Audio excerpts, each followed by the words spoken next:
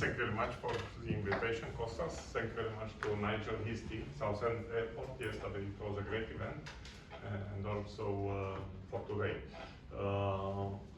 Very good networking, very important discussions, and we are looking forward. Nico, Yes. some comments?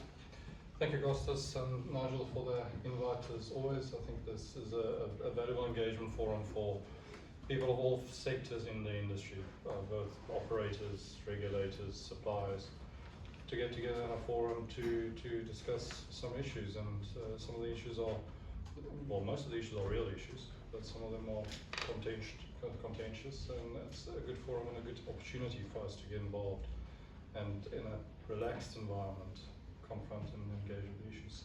As always, thank you very much. Okay. Yes, hello. Our CEO, Johanna, she was supposed to be here, but had other arrangements, unfortunately. So in her absence, I joined, and thank you for having me. To those of you who know her, she gives her best regards. I also would like to give our support to aero and the work that you're doing with the changes in the legislations. The topic was headwind and tailwinds in the aero. From Faroe Islands, which is a small country but a great ocean nation, we also use the term that you can't change the winds, but you can adjust your sails, and that's what we are looking into the industry. That there will be adjustments and there will be developments in the industry regarding changes from this different perspectives. Marzio? So first of all, thanks a lot for inviting. For me, it's the first time here in Southend. So thanks Nigel and Mark for the invitation. It was very interesting 2 days. I was yesterday in the workshop, so I had the possibility to meet a lot of partners. And here, what has come out, it's very interesting. I think these are the best able to speak about the problem, and even to have, you know, the perspective, the point of view of different people in different area, because, you know, of course, you know, we are living a very difficult time, even if, you know, our world is showing a very strong resilience despite the situation. So it's good, and really compliment for the organization of this event. Thank you. Then, as you can see, we cover all Europe. Then we have from really from Faroe to Cyprus, from Cluj to Aurigny. Then we cover the whole Europe, and together we had the earlier with Faye. Then we cover an important part of the world. Then let's move a little bit into deep now. Then EU 261. Then this started. Yeah, well, it's new. I mean, it's something what's happened recently this week. You know, Monser, I remember. And I will start asking first what Monser said. That the thing is that the politicians say the right thing, but they don't do the right thing. Then. Where is the problem? Why? Who wants to start? I can start. Okay. Being a small place where the nearest alternate to the Faroe Islands is 1 hour and 10 minutes away. So we're isolated, and we're heavily dependent on connectivity and operating scheduled flights in out of the islands. And this is a vision and a mission from our point of view, and when we see the regulations, I don't think the politicians are quite so obvious about what kind of impacts it will have, because the companies, the market will adjust, but the outcome I don't think is really so known to everyone. And we see a big consolidation of the airlines and other companies, international companies, the manufacturers, and all the places. So we don't really, I don't think there's a clear sight of the impact that it will have. I think we all can agree that passenger rights is an important issue, but it doesn't seem to have the impact that the politicians want. At least that's what we think happened years ago, and we also think that this was going to happen in the future. I think that when we talk about passenger rights and opposition or disagreement with EU 261, coming from the perspective of a low cost, or not a low cost carrier, sorry, previous world. Mango, East Africa, we know it's all from Got it long in the with blood. Coming from a regional carrier, Come on, sorry, every airline tried to be low cost anyway. I mean, you know, it's a low cost regional carrier. So coming from Inspirational low cost. a very specific vantage point, the issue is not about opposition against consumer rights, far from it. It's about proportionality and the impact of these instruments on smaller scale carriers. You know, it reminds me in a sense to when we looked at cybersecurity implementation in the CA a couple of years ago when that started off. The very initial implementation of it did not take initial account of the fact that there's a difference between British Airways and Aurigny. A massive organization to a small organization. Now, when you look at EU 261, the impact of the policy on small scale operators like regional carriers is very material, and especially where you operate as a lifeline service. Now, I would have loved to talk about consolidation in its own right, for example. It's not a bad thing, but when you look at the regional space in the UK, consolidation we've seen is not because one carrier bought another carrier and now you've got a bigger beast. It's because regional carriers struggle to survive financially. And now you put this additional burden on top of us, and that does not have the benefit of securing vital lifeline connectivity that we're supposed to be providing. And that's the challenge and the unforeseen and unintended consequence that you're now starting to see with an additional burden of additional regulatory costs coming through in the case of EU 261. And I'm complaining, and it isn't even really properly applicable to Aurigny sitting in the Channel Islands, but it impacts our industry severely. I can add to that as a regional airline, we want to compete with the bigger airlines. We want to be have a low cost as the. We just want to have the equal treatment and equal terms to compete with them, and we can compete with them. Although we're on a different scale, and our mission is somewhat different. We just want equal terms.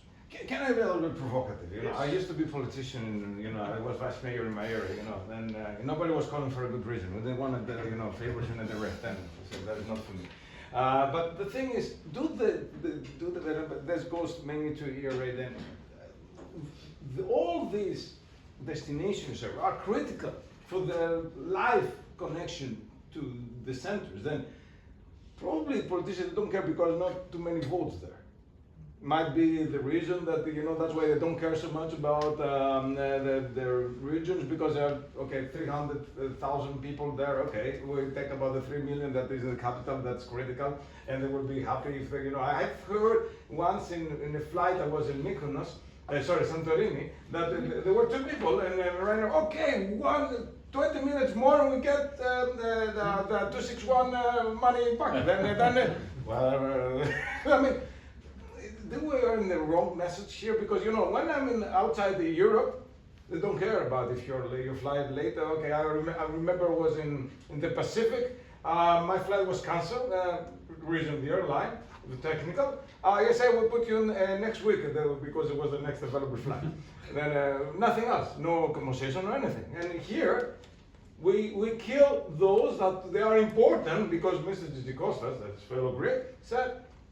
It's important in the aviation ecosystem. We heard this video message. It was supposed to be in the presidency of Cyprus, and either the minister was there, either Gigi Costa was there. Their event, the politician made the event. It was not industry event, and they were not there. And the same day, they announced this amazing 261 update. You want to say something? Where do I start? It's a matter of political priorities. I think it's complicated because in Europe you have all these MEPs that fly to Brussels. Business class. At least in Europe, the Greeks, yes. Whatever. That's why if I go London to Brussels on a Monday or Tuesday, whatever, it's reasonable. If I try to do Madrid, Brussels on a Monday or a Tuesday, it's going to be 400 or 500 one way. Yeah. literally. And it's because of that. So that's the theme. That's what they talk about in the parliament every morning when they get there. Oh, my flight was delayed. Oh, I lost my bag. And so there is a buzz within the European Parliament. So that's why it's important. It's also because of the power of the consumer organizations, and because Europe, one of the flags is the protection of the consumer. It's one of the big things. Now, what is it in reality to protect the consumer? To protect the consumer, it's not just to pay compensation if your flight is delayed. At the end, the passenger wants to go the to first the right destination, to the not person is to destination. get from A to B, and if I live in a remote island, I should be able to get a teacher that comes and teach my my daughter or my son. Like it happens in Greece. In Greece, you've got teachers that fly islands just for the week and come back to to Athens or whatever. They just go there to teach, or hospitals, or we see that in Scotland with NHS services. We see in Bornholm Island with the hospital. I mean, there's lots of examples. Corsica, flying to Paris for business and medical services, etc. So there are different elements. There's not that the politicians don't want to protect connectivity. They all say they do, and I do believe them. I do believe they really want to, because they know it's important. However, the consumers are putting pressure. But if you look at what was achieved, and I had a very interesting conversation in Cyprus with Thanos was there too. And we had a very interesting conversation with the ambassador of Cyprus in the European Union, who told me, he said, I know that in public you have to say you're not happy with the revision, but please, in private, can you thank me? Because we stopped. We managed to mitigate the damage. We managed to mitigate the damage because they really cared for. I mean, we scared them. That was the whole campaign we ran in the last few months, was to scare them because we truly believed that there was a big risk, and there still is. So there are things there in the revision. For example, the causal link. The causal link is important. It was important for the regionals. So if you have fog in the morning, and then 10 subsequent flights there's no limit to the causal link. That's important. That was essential for people like Videro, I guess Aurigny as well. You guys, absolutely. So that's there. The pre-filled forms. They wanted to just give the passenger a pre-filled form with, in what industry do you see that? Nowhere. It's just unique. Now, while we have chosen an industry, it's far from what other industry has done. So we killed that idea. Our objective was to stop this revision because we called for a revision for 13 years since the 13 proposal. And then when we got to the revision, we saw that it was going in the complete wrong direction. It could have been absolutely disastrous. Now, I can say it's not good, but it's not disastrous. Yeah, but that is enough? No, of course not. And the one thing that is completely unfair is that there is no proportionality. And that's when you have the impact on the regional airlines.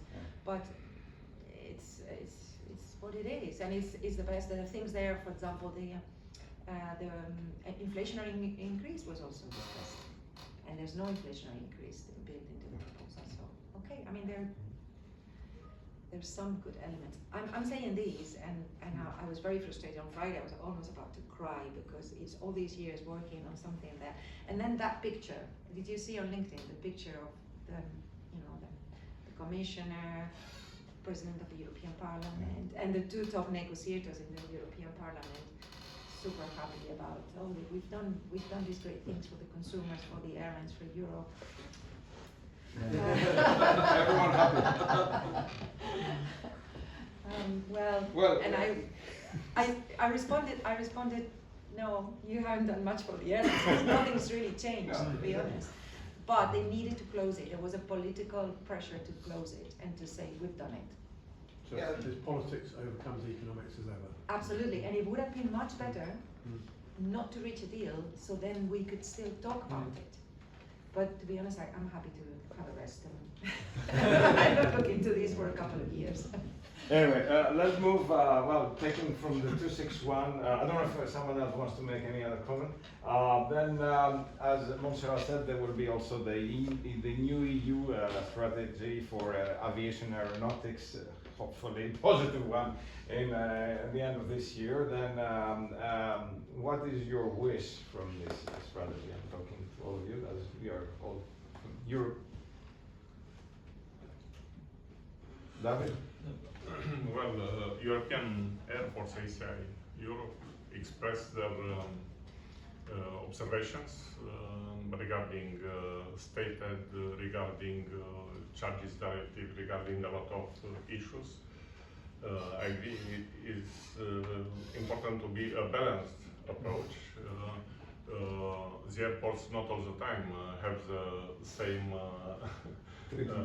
interest like airlines, but in state aid we are aligned. We're very much Yeah. supporting operating aid and investment aid, because if the airport is not open, the airline cannot fly into the airport. So there needs to be support for it. I mean, we're going to see these people from DG Competition and say, what are you doing? but in the same time, Charges is a different story. there is a lot of pressure from low cost to airports and the blackmail. We have a case in Cluj. We have the second airport in Romania, 3.6 million passengers, 100 kilometers. It's a small airport, Târgu Mureș, and now they give to Wizz Air 9 million euro in 3 years through an association, Visit Mureș. They do not give directly because it's not legally. So a company in Germany receive to promote tourism, and they give money to Wizz Air. And also received state aid for development of infrastructure. So the state aid should be limited and not to distort competition. So it's because this gives opportunity to airlines to blackmail, and low cost they blackmail us, the airports, and it's. Yeah, I think Absolutely. this is the most important point. I think the last one is the most important point, because of course sometimes because of the state aid, you don't have the real capacity, the real level of the traffic, and sometimes you suffer because of the competition between different areas because of the state aid. So there is no clear regulation about it. And sometimes I think that politics are not really interested in supporting the connection and connectivity. That's why this should be one of the main points to be regulated in the future. Because of course the airline, as the airport, needs to be supported, and sometimes I speak about connectivity for a company like Cyprus, that it's an island, connectivity in an island. It's 100% related with aviation. Yeah, it's vital. It's not only same for all of the three of you. Yeah, it's not only a matter of connection or routes. It's a support of the local economy. It's support of the social community. So.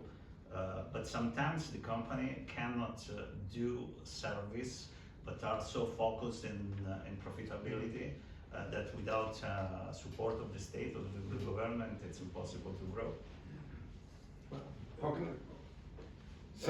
In the second round. Just to support David's point, that you're absolutely right. It's almost like a zero-sum game, because there's a finite origin market, and most of the origins are the same for a lot of destinations.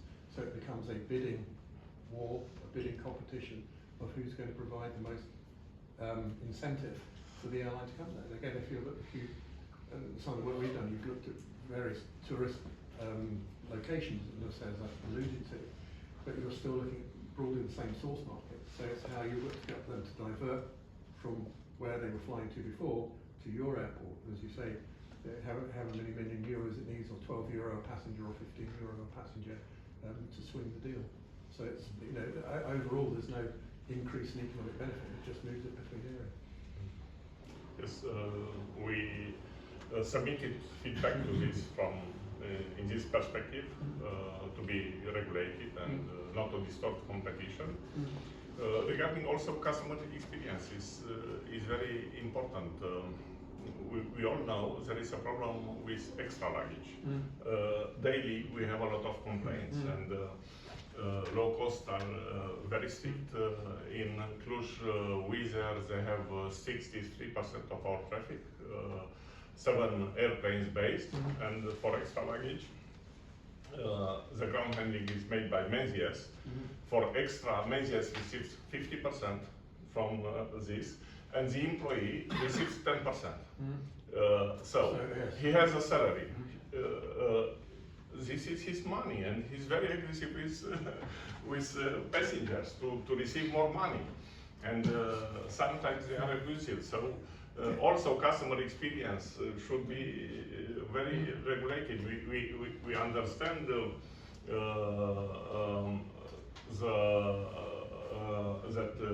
baggage is extra revenues from luggage is very important for low cost, but there should be also a regulation, a limit regarding this. So I firmly believe that most of us support diversified Europe and UK with good connections all over the place. And I also firmly believe that the airports want the airlines to do a good job and to have a good product, as do we wish the airports to give a good product. So it is a symbiosis between equal partners. But the problems often arise when politicians come in and do different support programs, when they come in and offer government subsidized routes, instead of giving equal terms of competition, to ensure that we have a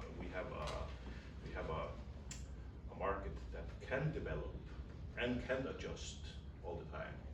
So that's I often, again, as I said before, I often think that when politicians come with different legislation, the result is often not what they wanted. So that's a problem. Let's move to another topic, geopolitical situation with Montserrat referred and Faye. Then we have different cases here. Cyprus heavily affected with what's 30-40% drop of 30-40%, yes, especially at the beginning. Yeah, and we are in the mid to end of June. How things are you optimistic for the rest of the summer? Especially that is a kind of deal currently. Yeah, we must be optimistic. I like that. That's a good approach. Yeah. This is because otherwise, if you look at the past, the airline world was affected so many problems, and so what we are doing, but I think all the company are doing is to change our way to do business and be ready to react immediately to the changes. Because of course, if you see the situation in the Middle East was totally unexpected. So we had to make some change in our strategy and very fast. And this is what's the difference. And especially for a company like Cyprus that it's located so close and even in strategical position. So that's what we are reacting. And then of course this has an impact, and it's slowed down our growth, our strategy. But at the same time, we are facing anyway an increase of requests starting just for end of August, September, October. Oh. So this means that people want to fly. Okay. People want to travel for different reasons, for business, for VFR, or for search new destinations. So that there is the market, there is people that want, and I think that what the airline must to do, and especially like our that have the stronger impact, is to react immediately and try to change the strategy in order to be profitable as well. Just on the booking piece, I think it's really interesting at the moment because people are booking very late. Mm-hmm. Yes. And we get to see our bookings here because we're the handling agency. We get to see that profile, but it's so late in the booking. I always say, it must be quite nerve-wracking for an airline to say, am I going to hold that capacity? What do I do? Are those bookings going to come through? So how do you sort of begin to try and pull that booking forwards? I'm interested in if you come up with ideas to do that. But then the other challenge is the yield as well. So it's like, how do you push the yield up as well? Yeah, this is another big problem, especially in this time. because of course we are facing two different problems. The first one is related to the war, because we are this situation in Middle East that affects the traffic, especially again for our company. But on the other hand, we have a very big increase of cost because of fuel. And you know, usually when you have some problem related to the war of some situation that impact on the booking, maybe you can react in promotion, pushing the market with some special activities. But now for us it's again difficult, because of course we see an increase of cost, fuel, and everything, and then it's not easy to maintain and build. That's why sometimes you see a reduction of connection, and there are many routes, as Lady says, that are not more served. That's because, you know, the airline are concentrating only for the most profitable routes in order to survive, and this is the big difference. But do you see things are a little bit better than a couple of months ago? Yeah, now I know it's really, you know, we changed the strategy because we are now starting to look at Europe. So we had, unfortunately, these very nice and profitable flights, but was to Tel Aviv, to Beirut, to Dubai, and unfortunately it was really, you know, the good only for World Tour. There might be people that have different experience. Yeah. But now we are divert our attention to the European routes that are performing quite well. We are growing. We plan to open additional flights in 2027. London will be one of these routes, and then Munich and Cairo and other destinations. So we are trying to attract and to change our strategy, looking at Europe like a different market. Okay, and Nico, you come on the other side then of Europe. Then that's good for you compared what Cyprus had due to this geopolitical situation. Did you were affected or minus affected? Then how you see the summer? I think that in the case of Aurigny and Guernsey and the Channel Islands, our demand specifically in Guernsey is more structural, less discretionary. It's more, so therefore by default it's more stable. It's more boring. Trust me, many would like to be boring. You're kind of with them, trust me. That's just at a macro level. Wait until the competition. So our demand, you can measure it, I think Chris's point in terms of GDP. So you look at GDP, plus or minus 0.1 of GDP is what the aviation market will do, unless some politicians come in and they disrupt it through subsidies and the like. So we saw this year demand relatively unchanged. There was maybe a little bit of a, I suppose, naive wish that, you know, if somebody isn't going to Dubai, they're going to come to the bustling metropolis of Guernsey.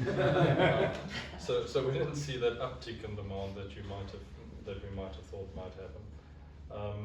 On the point of advanced booking curves, the advanced bookings have been post-pandemic never recovered to what it was before in terms of being very, very short out, and we saw it shortening a little bit more now around the fuel pricing. Now, the potential is a blessing in disguise because you don't have so many advanced bookings. It meant that we could adjust our schedules when you had this volatility of fuel price hikes coming in.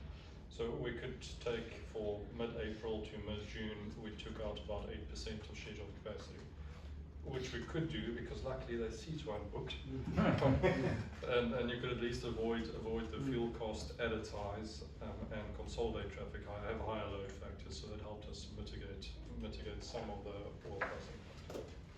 Okay.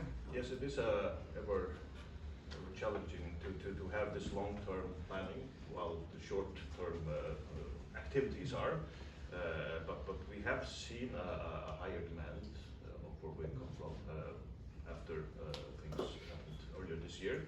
So we see an increased demand, and again with the long-term network planning, long-term fleet management, it's difficult to manage a higher growth than expected with the resources we have. But we see a higher demand, yes, and but still very late bookings.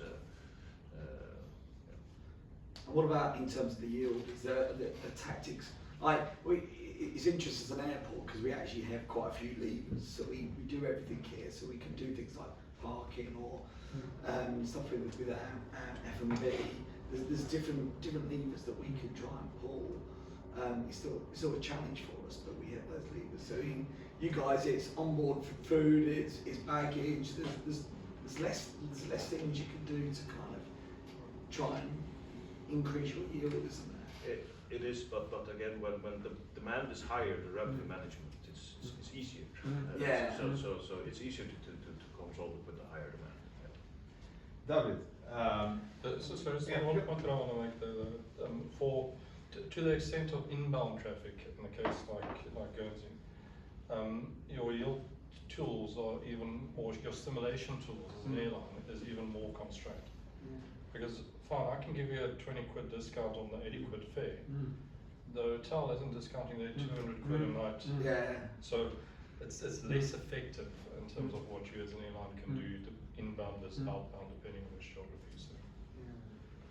David, in our previous talks during the year, you said the Romanians are shifting not to fly to Dubai or this part of the tension. Then how you see the traffic increase? I know that Greece, as you said it before, was not affected. Then you see a shift of the passenger going more in Europe, as also Marzio said earlier. Of course, Dubai, Tel Aviv were suspended. The flights also we had from Cluj, Dubai and Tel Aviv. Cyprus declined. The tour operators complained that Cyprus declined because of the events in the area. Also increased the traffic to Italy, to Spain.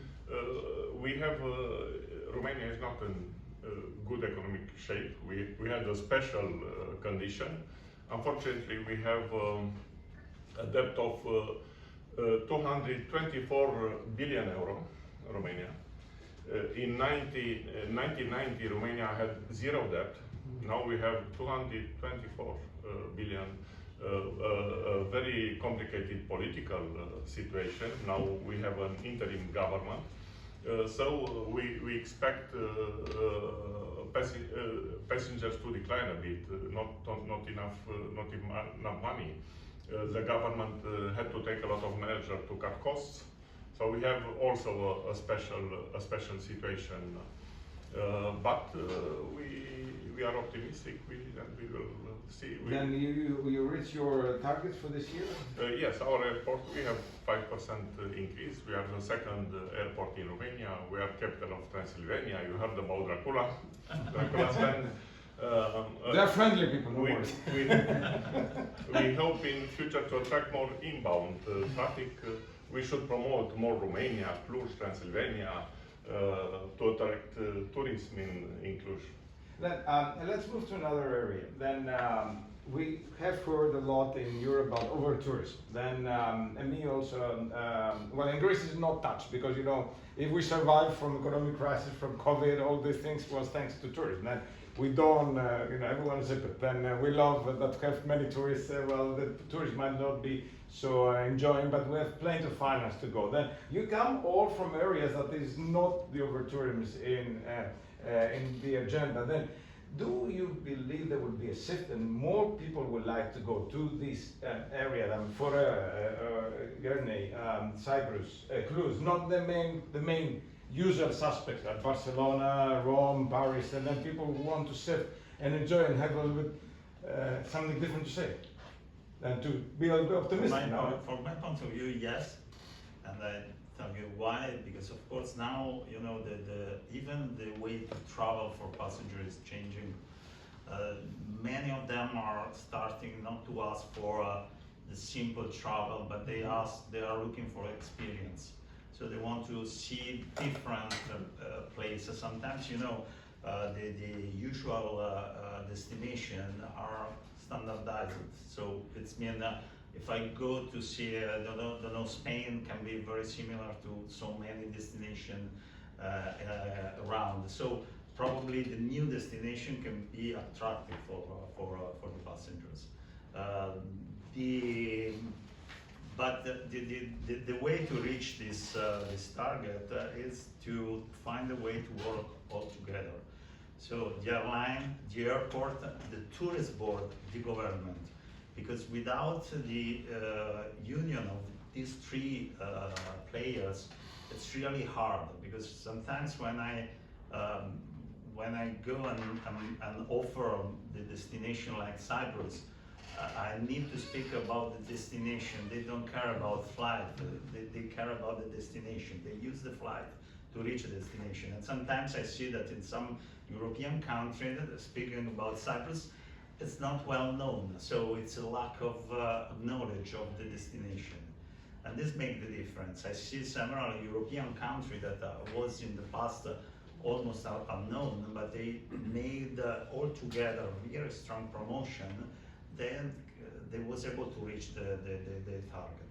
And for an island like Cyprus that offer really a fantastic place, so many experience, it's important to work all together. Because sometimes you see the airport that was promoting in some areas, the airline in other, the government. We should try the way to participate, to go together. Because when you arrive in a country and you offer that, okay, this is the experience you can do because I'm tourist board, but this is the airport that can get your flight, this is the company that can help your passenger to travel. So these are, I think, the best way to work. I can support your point of view about people seeking alternatives towards the more popular places, and we also see the popular places having limitations and restrictions. And for our point of view, the term coolcation is also being more and more popular. Britain will probably have a warm summer, and we see more people looking for milder climate. So there is absolutely a change in directions, and the world is getting ever smaller with the connectivity options and the cheaper prices. As long as the politicians allow it. Although yes, but it is important that the local communities make up their mind on what kind of tourism they want, because otherwise you will see locals that will not be so happy, and we can see that around Europe already. Nico? Yeah, I think so. So continuing on the what kind of tourism. Again, a place like Guernsey, 3% of the GDP is tourism, and 50% plus is finance sector. Guernsey can have a tourism sector, and it can be bigger than what it is now, but it is unlikely to be of any scale that's of consequence.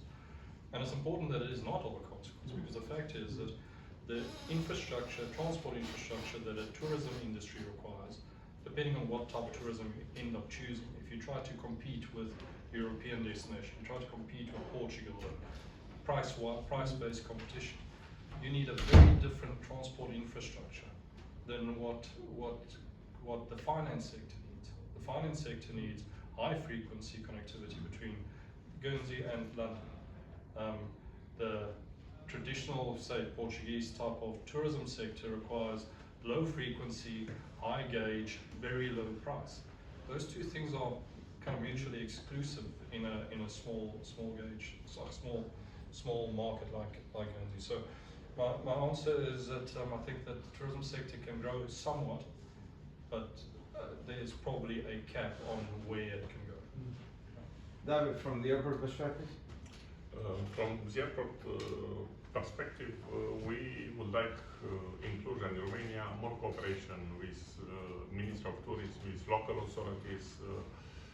Unfortunately, it's not very good cooperation to promote destinations, to promote routes. It is a lot of ethnic traffic. A lot of Romanians are working in UK, Italy, Spain. We have summer flights,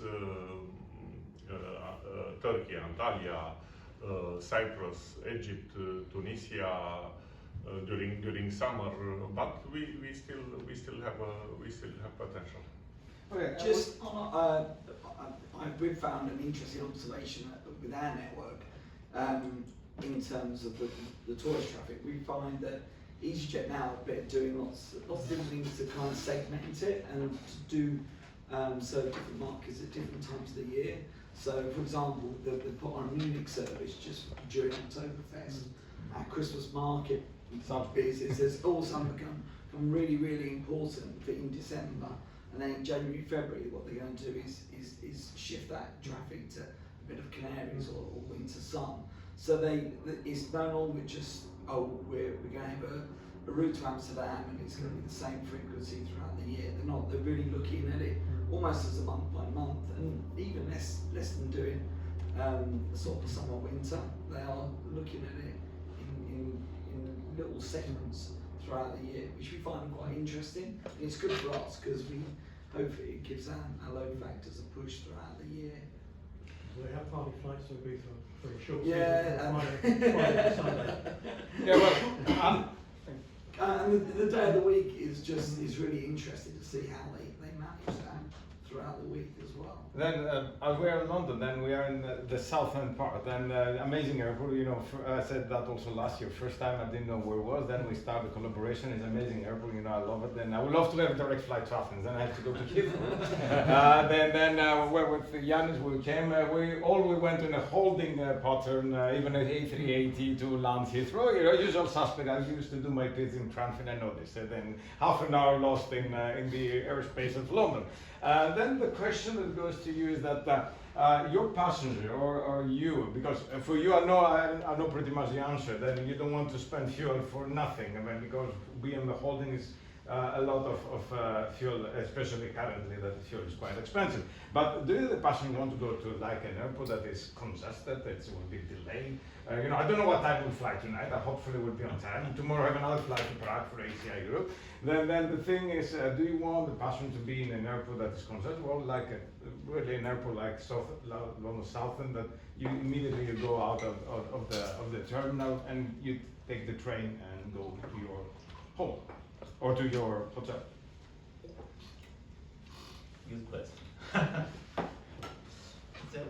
From my point of view, of course, passenger is attracted by the connection, destination. So, but sorry, before there are many people there OND, then it's not connecting. Then okay, if you want to connect, you go by Heathrow, by Frankfurt. No connection. I mean OND. So, okay. So if there is probably the people choose the most comfortable airports. What is comfortable?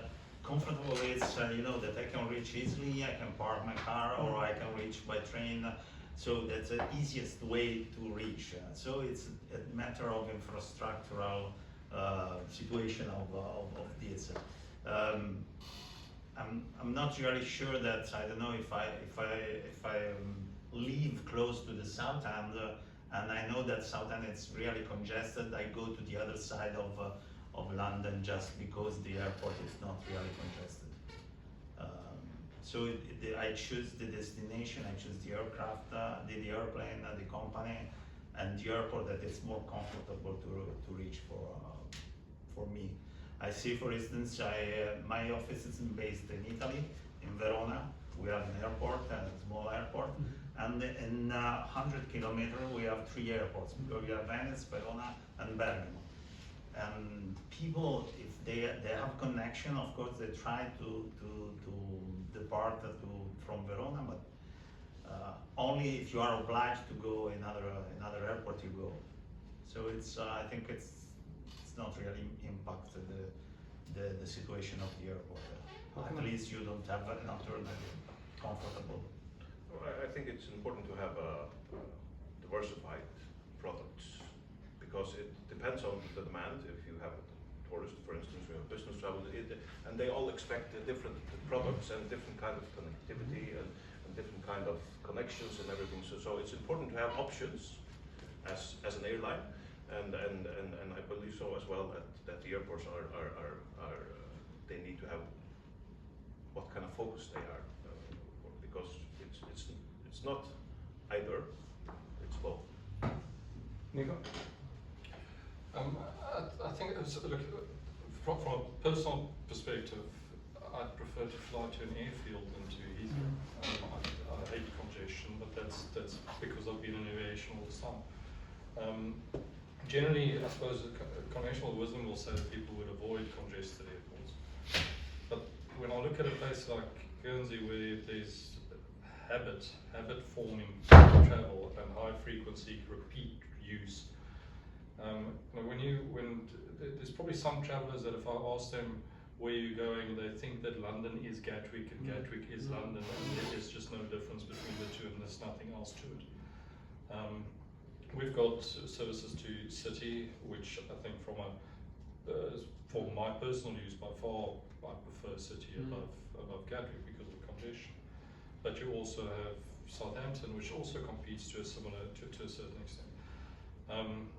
It's fairly static from a consumer standpoint. I haven't seen much shift, even though when we do questionnaires and we ask regular Gatwick users for 20 quid would you swap your airport, 56% of them say yes we will, but then they don't. So I don't know. Anyway, it's interesting on the price, because I think that's because there is a, well, I use that because I always have, but would you change it if the price was different? And we talk about, you know, for example, you know, as an airport where we always say our published fees, what we can offer will be £40 per seat cheaper than Gatwick, and will be £65 cheaper than Heathrow. That's a lot of money. So if on every ticket price you're saving £65 flying into here versus Heathrow, and the journey into London is pretty much the same. But isn't that the unknown, Nigel? That people perceive Southend as in Essex and miles away from anywhere. And as you say, I found it from coming here the last 2 days. It's actually quicker in the Heathrow than Bridgeton Tunnel. Yeah. But behaviourally, it's that. But I agree with what you're saying. People come to London, and if you're an inbound passenger, you're coming to London. You're not going to choose the airport. You're going to come where the best price is, or the airline is your choice. I'm not sure that's the case, Chris. Sorry, forgive me. Okay, yeah. If you go to pretty phased not still here, because if you go to America, ask them which London airports they know, and they say Heathrow. Oh yes, yeah. because Willie make in the news. That is what they have. No, David, I absolutely agree with that. But if I'm part of an inclusive tour group from China, I'm going to London. I don't care. If I'm a free choice individual, I'm going to say I'm going to Heathrow because Heathrow is London. But to me, Heathrow is London. But well, you're right. It's the perception. You go all the way back to I can remember a discussion with a guy from American Airlines, and I said, well, what about this traffic to Gatwick? 30 odd years ago. He said, well, how many limos are lined outside Gatwick? I said, well, you're right. There's none. And that's it. But I think we're moving on for the next generation. But you're buying a set of attributes in a ticket, and it's the point you make about your nearest airport, and you will use that. Well, I agree with the nearest airport point. I think that's right. But it's also awareness of the nearest airport. So now that you're flying to Edinburgh, I come here to go to Edinburgh. It's more convenient to do that than going to London City or Heathrow, because it's just logical. But there's not necessarily the perception out there with the key audiences you're looking. And yes, they are, some are price sensitive, but not everybody's paying for their fare, so they don't really care that so much when they're not. They are looking for the bits that sit around it, aren't they? I think you're right about habits, in the fact that people will go to Gatwick because they're familiar. The Orient flight goes to Gatwick. I know you go to London City because I've used you to London City, but my first thought if I'm booking a flight to Channel Islands or to Guernsey is Gatwick, because that sort of sits in the back of my mind. So when I'm searching, I'm not necessarily searching freely, if that makes sense. And that's the problem, is getting that across to the consumer, the awareness piece, which is really, really difficult. Once you've got it, once you've booked a customer, they know they can get off the train station, walk through security in about 30 seconds, and be on the plane about 5 minutes after. Then you've got, but it's doing that first, as I say, in every sales MBA you ever do, is hook the customer first, then you can keep them. It's the hooking that really can be quite hard, isn't it? I think, David, on that, just as a little side in 2014, Aurigny tried to operate into London City, and it was a dismal failure. Uptake wasn't there. Then, 2 years ago, we launched it again. This time, only difference really is I took Gatwick off the drop-down list on our website and our app. You could not choose to fly to Gatwick. You could choose to fly to London. And that would then bring you London City and Gatwick as results to kind of force that. The consumer then can have the option, but they never would have thought, like David said, they wouldn't have thought of putting in London City as in the drop-down list. But if you give it as an option to them, then there's a greater option likely to choose. That seems very logical sort of approach to these type of things. In the fact that somehow you've got to force change. How you do that, I think it's probably, anybody can unlock that. What you don't, you can't force change, some of the operators that you think about, is just by removing the flexibility or the options, etc. Actually that forces resentment, which is different. And people will look around in a slightly different way. Well, as we talk about London, then Nigel is the right time, I think, to make your presentation before we involve everyone in a little bit more wide discussion. Then? Well, should we say thank you to the panel as well? Yeah, thank you. Thank you.